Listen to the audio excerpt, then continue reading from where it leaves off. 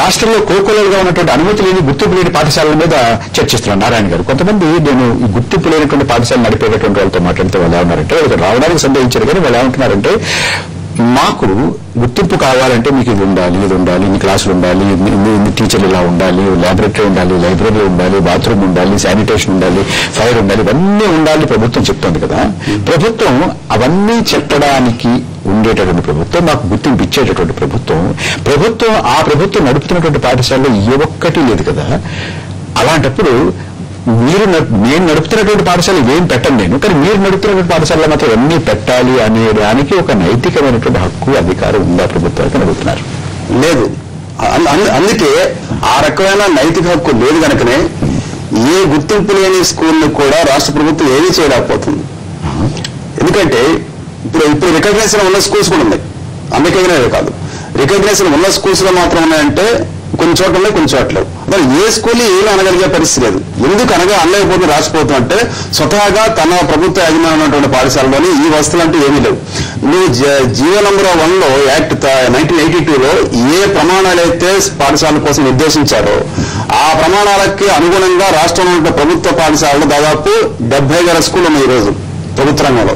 ఈ 70,000 స్కూళ్ళలో సగం స్కూల్ దాదాపు 35-40,000 స్కూళ్ళకి ప్రభుత్వం నిర్దేశించినటువంటి ప్రమాణాలు కూడా లేవు. అయినా సరే ఆ స్కూల్ నడుస్తూనే ఉన్నాయి. కాబట్టి ప్రైవేట్ స్కూళ్లతో పోల్చుకున్నప్పుడు ఏదైతే ఆదర్శంగా ఉన్నానో ఆ గవర్నమెంట్ స్కూల్స్ లో లేవు కనుక అందుకే ప్రైవేట్ స్కూల్ దేన్ని కూడా అదుపు చేసే ప్రయత్నం ప్రభుత్వం చేయట్లేదు.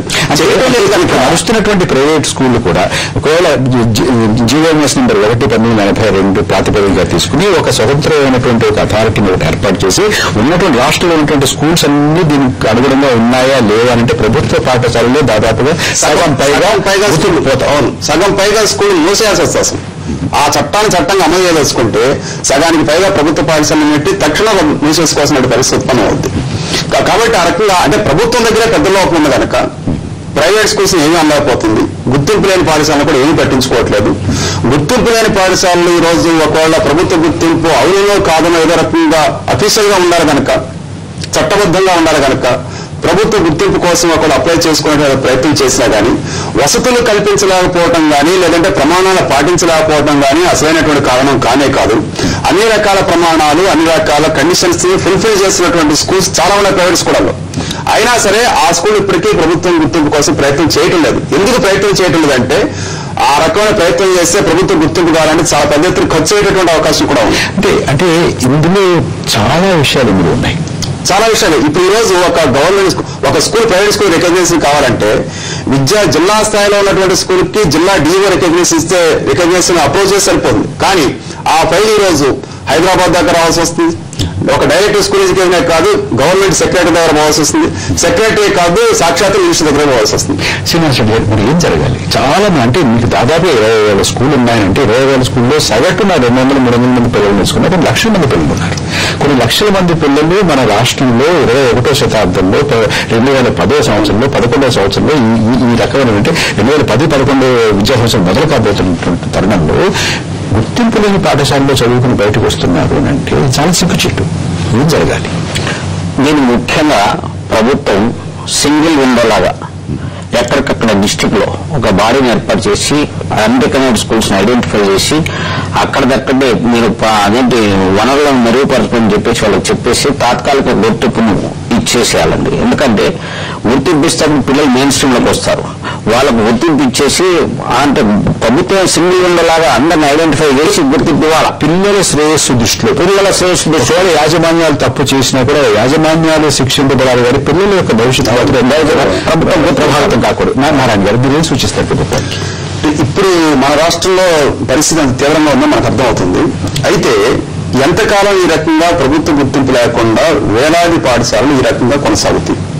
దీనికి ఎక్కడన్నా ఫుల్ శరమాంకం ఉందా? దీన్ని ఎక్కడ కంట్రోల్ చేసేటటువంటి హద్దు అంటే ఏమన్నా ఉందంటే ఇప్పుడు ఉంది అంటే ఇప్పుడు విద్యా హక్కు చట్టం ఈ నెల 1వ తేదీ నుంచి అమల్లోకి వచ్చినాం. ఆ చట్టంలో ప్రైవేటు స్కూళ్ళకి సంబంధించినటువంటి అనేక రకాల క్లాజెస్ ఆ చట్టంలో ఉన్నాయి. ఇప్పుడు ఈ చట్టం పరిధి వచ్చిన తర్వాత తక్షణం ఏ రాష్ట్రంలో అయినా సరే ఆ రాష్ట్రంలో ఉండేటటువంటి అన్ని ప్రైవేట్ స్కూళ్లు కూడా ప్రభుత్వానికి దరఖాస్తు చేసుకోవాలి.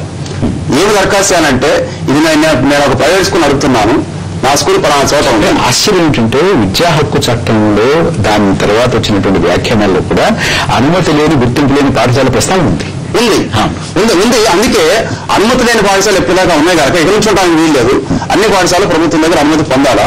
అనుమతి పొందేదాని కోసం చెప్పి ఒక పెద్ద ఒక ప్రొఫార్మా కూడా వాళ్ళు ప్రిస్క్రైబ్ చేసి ఇచ్చారు. అది ఫిలప్ చేసేవాళ్ళ. అది ఇచ్చిన తర్వాత ప్రభుత్వ విద్యాశాఖ అధికారులు ఆ ఇచ్చినటువంటి దరఖాస్తును పరిశీలించి ఈ చట్టం నిర్దేశించేటటువంటి ప్రమాణాలు ఏవైతే ఉన్నాయో ఆ ప్రమాణాలకి అనుగుణంగా ఆ పాఠశాల నడుస్తుంటేనే దాన్ని గుర్తింపు ఇవ్వాలని, ఏ స్కూల్స్ అయినా కానీ ఆ ప్రమాణాల పరిధిలో లేకపోతే ఆ పాఠశాలకు గుర్తింపు ఇవ్వడానికి వీల్లేదని, ఒకవేళ ఇప్పటికే గుర్తింపు ఉన్నటువంటి స్కూల్స్ లో కూడా అలాంటి లోపాలు ఏమైనా ఉంటే ఆ స్కూల్కి ఉన్నటువంటి గుర్తింపు రద్దు చేయాలని చెప్పి ఆ రకమైనటువంటి చాలా కర్కశమైనటువంటి షరతులన్నీ కూడా దాంట్లో ఉన్నాయి. ఆ షరతులను అమలు చేస్తే తప్పనిసరిగా మన రాష్ట్రంలో ఉన్నటువంటి దాదాపు 20,000 ప్రైవేటు స్కూళ్లు ప్రభుత్వ గుర్తింపు లేకుండా నడుస్తున్న పాఠశాలలతో పాటు ప్రభుత్వ గుర్తింపు ఉన్నటువంటి 17,000 పాఠశాలలకు కూడా సగానికి పైగా పాఠశాలలు ఆ గుర్తింపును కోల్పోయే ప్రమాదం ఉంది.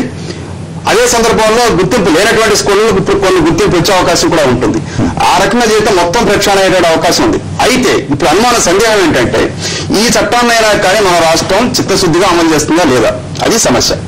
ఈ చట్టాన్ని మన రాష్ట్రంలో చాలా రాష్ట్రాలు ఎప్పటికీ అమలు చేసే కోసం సీరియస్ గా అడ్వాన్స్ అయ్యి ఈ చట్టాన్ని అమలు చేసే దాంట్లో కూడా మన రాష్ట్రం చాలా నిర్లక్ష్యంగా ఉంటుందనేటటువంటి అనుమానం ఇప్పటికే కదలికలు మొదలైనట్టు ఇంతవరకు ఈ చట్టం ఏప్రిల్ 1 నుంచి వచ్చింది కనుక ఇప్పుడు నేను చెప్తున్నా ప్రైవేట్ స్కూళ్ళకి సంబంధించినటువంటి ఆ ప్రాసెస్ మొత్తం కావాల్సింది అప్లై చేసుకోవటం, రికగ్నిషన్, తనిఖీ చేయటం, ఇలాంటి ఇదంతా కూడా 3 నెలల్లోగా వెంటనే మొట్టమొదటి గుర్తింపు లేనటువంటి పాఠశాలన్నీ కూడా గుర్తింపు ఉన్నటువంటి పాఠశాలలుగా మార్చడం, ఆ పరిధిలోకి తీసుకురావడం, విద్యా శాఖ కి జవాబుదారీగా ఉంచడం, ఇది చేయాల్సిన మొదటి పని. ఇది ఈ చట్టంలో మొదటి పని ఇదండి.